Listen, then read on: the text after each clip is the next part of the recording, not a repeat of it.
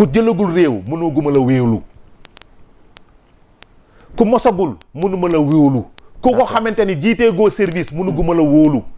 ki may wóolu mooy ki nga xam ni ki def ay preuve am ci réew donc à la tête de la nation sénégalaise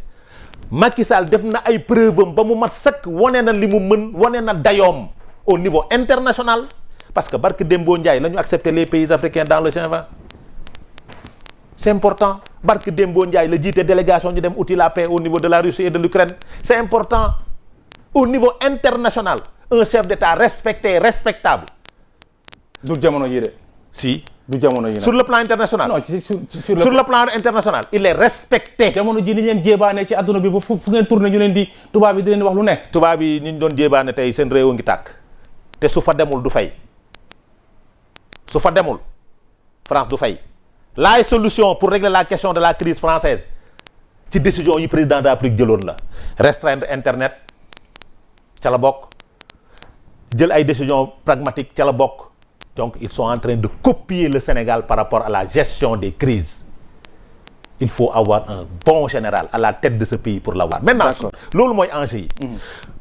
mais taxul man ma taxaw ne le chef de l'État day samp ndëndam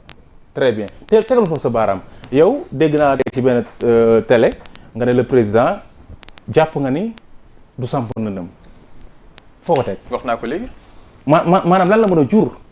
déjà bu sampul ndëndam waaw je pense que question boobu am na solo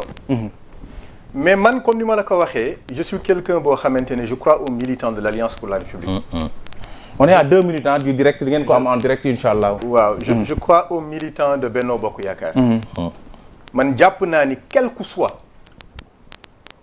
l'acuité à travers laquelle une décision devrait être prise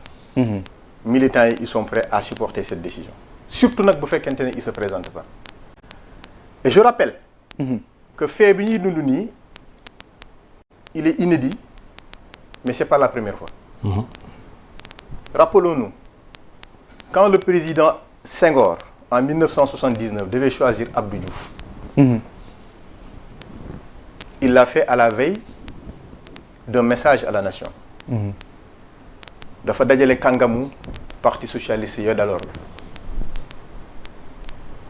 waxtaan ak ñoom ñëpp ñu amoon des ambitions légitimes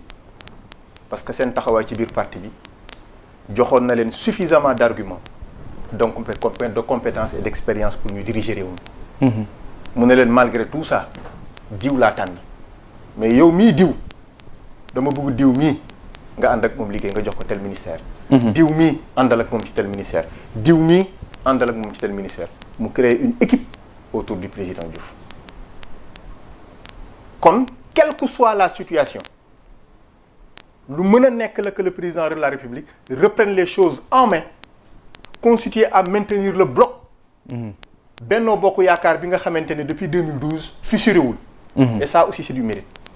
parce que nag xam nañu ne les coalitions politiques ne résistent jamais à l'ouragan électoral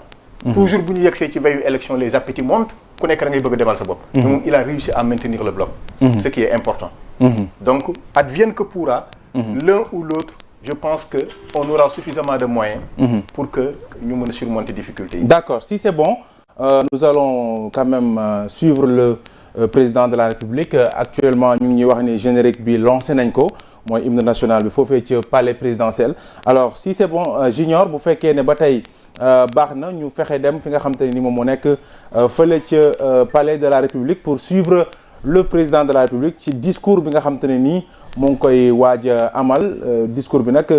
soxal li nga xam te ne moom moo jëm ci wàllum rek 3e candidature bi waaw wala déet donc nee na mën nañu wëyal ba ci kanam dans 1 minute mën na dugg en direct alors sëñ Adama par rapport la bëgg ñu dugg mooy ak la sortie du président de PASTEF muy Ousmane Sonko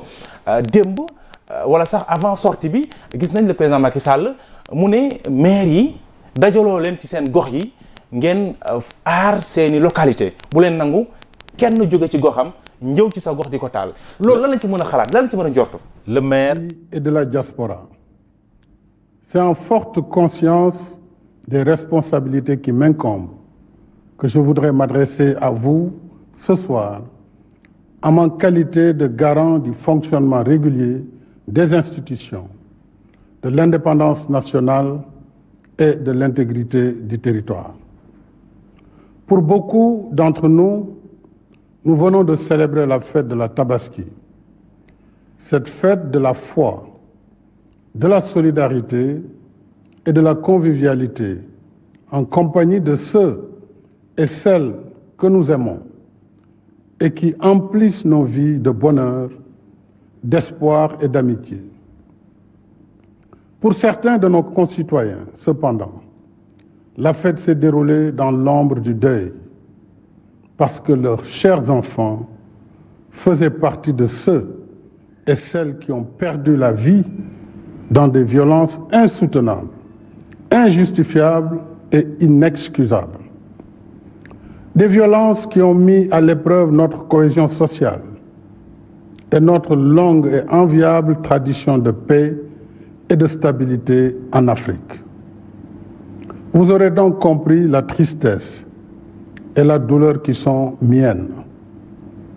Vous comme moi, nous n'étions pas cette année dans le même état d'esprit par lequel nous honorons et célébrons la fête du sacrifice. Permettez-moi de m'incliner à nouveau devant la mémoire de nos enfants qui ont tragiquement perdu la vie sous les effets brutaux de la violence et de renouveler mes condoléances à toutes les familles éplorées et à la nation tout entière. Je n'ai pas manqué dans mes prières, il y a quelques jours, au lieu saint de l'islam, de penser à nos regrettés disparus. Aucun de nos fils, aucune de nos filles ne doit payer de sa vie les désaccords qui s'expriment dans nos sociétés. La vie de nos concitoyens ne peut être sacrifiée sous l'autel d'intérêts politiques. Nous avons l'obligation de protéger la vie